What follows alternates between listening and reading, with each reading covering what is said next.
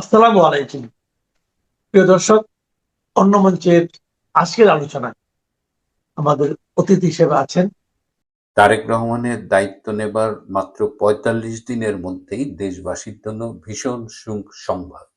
বাংলাদেশ পৃথিবীর মধ্যে আবার প্রথম হতে যাচ্ছে। বিস্তারিত জানবার জন্য শেষ পর্যন্ত ভিডিওটি দেখুন। আসসালামু আলাইকুম এবং আদাব। আজকে ইন্ডিপেন্ডেন্স পত্রিকায় একটি খবর দেখলাম। খবরটি প্রকাশিত হয়েছে গতকাল ১লা এপ্রিল। যুক্তরাষ্ট্রের ইন্ডিপেন্ডেন্ট পত্রিকাটা মোটামুটি পৃথিবীর অন্যতম একটা সেরা পত্রিকা। এই পত্রিকা বলেছে যে বাংলাদেশে বর্তমানে যে পরিমাণ তেলের রিজার্ভ আছে, বিশেষ করে ডিজেলের রিজার্ভ আছে, তার হয়তো সর্বোচ্চ ২ সপ্তাহ চলতে পারে এবং পৃথিবীতে প্রথম দেশ হিসেবে বাংলাদেশ তার তেল ফুরিয়ে যেতে পারে। এই আশঙ্কার কথা পত্রিকাটি বলেছে এবং পত্রিকাটি বাংলাদেশে কর্মরত সরকারি অনেকের রেফারেন্স দিয়েছে, যদিও তাদের নাম প্রকাশ করেনি। এছাড়া বিভিন্ন স্ট্যাটিস্টিক্স দিয়ে দেখিয়ে দিয়েছে যে বাংলাদেশে এই মুহূর্তে ডিজেলের রিজার্ভ কত আছে। একটি সূত্র বলছে ৮০,০০০ টন, আর একটা সূত্র বলছে এটা আরো কম এবং এভাবে চলতে থাকলে ২ সপ্তাহ পরে আর তেল থাকবে না। কিন্তু বাংলাদেশের যিনি জ্বালানি মন্ত্রী, তিনি কিন্তু বলছেন যে বাংলাদেশের তেলের কোনো সংকট নেই। এমনকি পররাষ্ট্র প্রতিমন্ত্রী শামা ওবায়দ এমপি তিনি সংসদে দাঁড়িয়ে বলেছেন যে বাংলাদেশে তেলের কোনো সংকট নেই। কিন্তু বাংলাদেশে বর্তমানে তেলের কি অবস্থা, এটা একটু আপনাদের আমি দেখাতে চাই। ছোট্ট ছোট কয়েকটা ভিডিও ক্লিপ একটু দেখেন।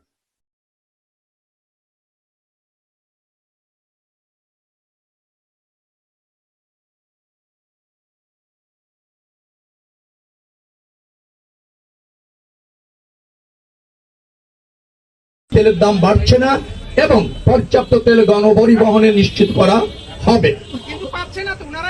না পাচ্ছে না, মালিক এখানে আছে, পাচ্ছে না এরকম বলার কোনো সুযোগ নেই।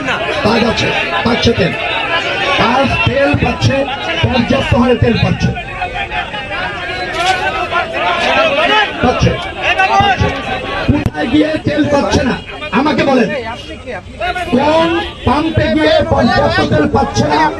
মালিক সমিতির নেতারা এখানে আছেন, বিচ্ছিন্ন ভাবে না, আপনাদের সমিতির নেতারা এখানে আছেন, আমাকে জ্ঞাত করেন, তেল দেওয়ার দায়িত্ব আমার। পাচ্ছেন?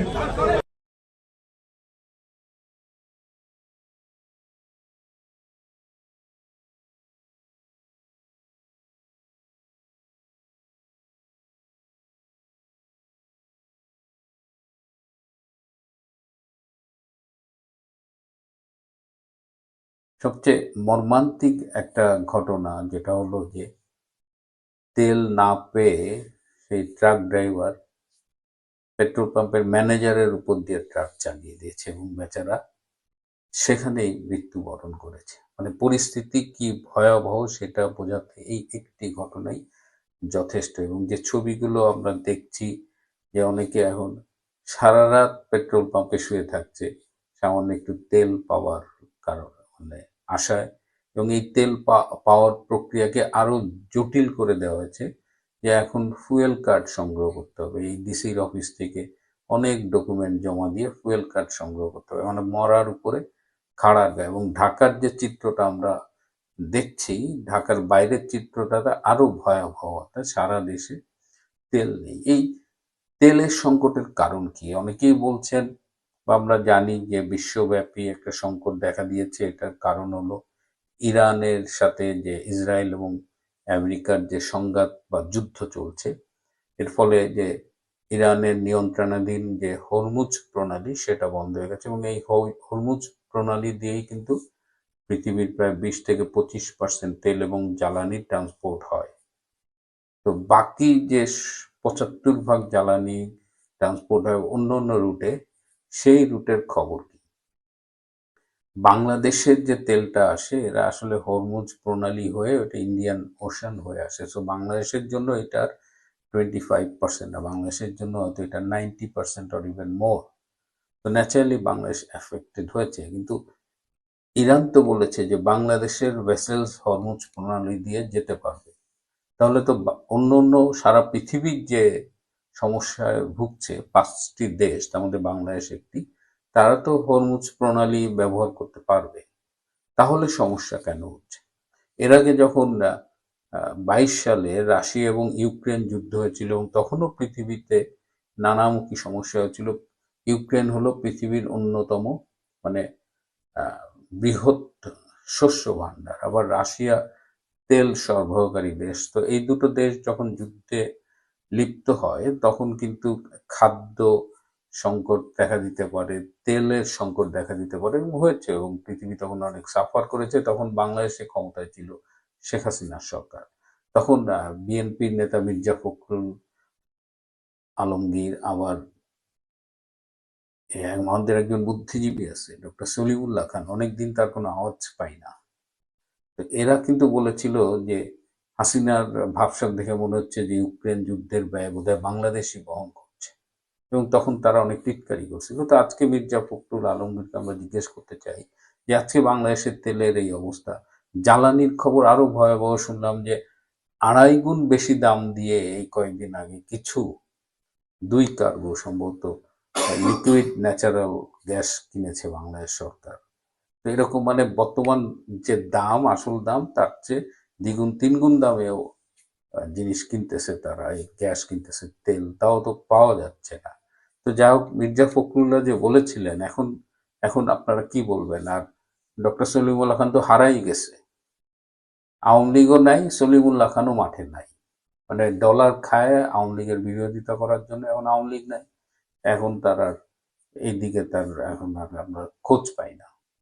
তো এখন কথা হলো যে বাংলাদেশ কেন তেল পাচ্ছে না, এবং ইন্ডিয়ার কাছ থেকে তারা ডিজেল নিচ্ছে, আরো ডিজেল ইন্ডিয়া দিবে। যে ভারত বিরোধী রাজনীতি করে বিএনপি চলে, জামাত চলে, তারা এখন এই ভারতের কাছেই হাত পাততেছে। রাশিয়ার কাছ থেকে অনেকে তেল কিনতেছে, ইন্ডিয়াও রাশিয়ার কাছ থেকে তেল কিনতেছে, এবং ইন্ডিয়া রাশিয়ার কাছ থেকে তেল কিনবে এই ব্যাপারে যুক্তরাষ্ট্রও বেশ ছাড় দিয়েছে। বাংলাদেশ কেন রাশিয়ার কাছ থেকে তেল কিনতে পারতেছে না? তারা একটা স্বাধীন দেশ, রাশিয়ার কাছ থেকে তেল কিনবে, তার জন্য তার আমেরিকার পারমিশন দরকার। কারণ এই দাসখত তো আগের ইউনূস সরকার দিয়ে আসছে, এবং সেই দাসখত যে মানবে সেই ব্যাপারে মুচলেকা তারেক এবং জামাত আগের থেকেই দিয়েছে। সুতরাং ইউনূসকে একা আমি দোষ দেব না এই দাসখত দেওয়ার ব্যাপারে। তো অন্যরা সবাই রাশিয়ার থেকে তেল কিনতে পারে, কিন্তু বাংলাদেশ পারে না, এবং we are suffering for that. তো এর আগে 2001 থেকে 2006 সালে যখন বিএনপি জামাত জোট ক্ষমতায় ছিল, তখন কিন্তু বাংলাদেশ দুর্নীতিতে 5 বার চ্যাম্পিয়ন হয়েছিল। আর এবার তারেক রহমান ক্ষমতায় এসেই সবার আগে তেল ফুরোচ্ছে যে দেশটা পৃথিবীতে প্রথম, সেই দেশটার নাম বাংলাদেশ। 25শে ডিসেম্বর তিনি দেশে ফিরে বক্তৃতায় একটা চুরি করা স্টেটমেন্ট দিয়েছিলেন, আই হ্যাভ এ প্ল্যান। 1899 সালে একজন ডাচ নেতা ভ্যান লিন্ডে তিনি এটা অনেক আগে বলেছিলেন, সেই আই হ্যাভ এ প্ল্যান। তো সেইটা কপি পেস্ট করে তিনি 25শে ডিসেম্বর বলেছেন, কিন্তু আমরা আজও জানি না যে ভাইয়ার প্ল্যান কি। তার প্ল্যান কি তাহলে? বাংলাদেশকে আবার সেই টেক ব্যাক বাংলাদেশ, মানে পিছনের দিকে নিয়ে যাওয়া, আবার দুর্নীতির মতো নানান আকামে কুকামে প্রথম স্থানের নিয়ে যাওয়া। এবার যেমন এই বাংলাদেশ তেল শেষ হওয়ার দৌড়ে প্রথম হতে যাচ্ছে। ভীষণ লজ্জার বিষয়। আমি জানি না বাংলাদেশের সামনে কি ভবিষ্যৎ অপেক্ষা করছে। আমি এই মুহূর্তে ফিজিতে আছি, রবিবার রাতে অস্ট্রেলিয়া ফিরবো, এবং যে জায়গাগুলোতে অবস্থান করছি সেখানে নেটওয়ার্কের অবস্থা খুব একটা ভালো না। এটা আসলে ছুটি কাটানোর জায়গা। তো আমি গত 2 দিন কোনো এপিসোড করতে পারি না, আজকে বহুত কষ্টে একটা এপিসোড করলাম। আমি চেষ্টা করবো, আর যদি না পারি সোমবার থেকে ইনশাল্লাহ আবার রেগুলার হয়ে যাব। আজ এ পর্যন্তই। ভালো থাকবেন, সুস্থ থাকবেন, তার চেয়েও জরুরি হলো নিরাপদে থাকবেন। সবাইকে অনেক ধন্যবাদ।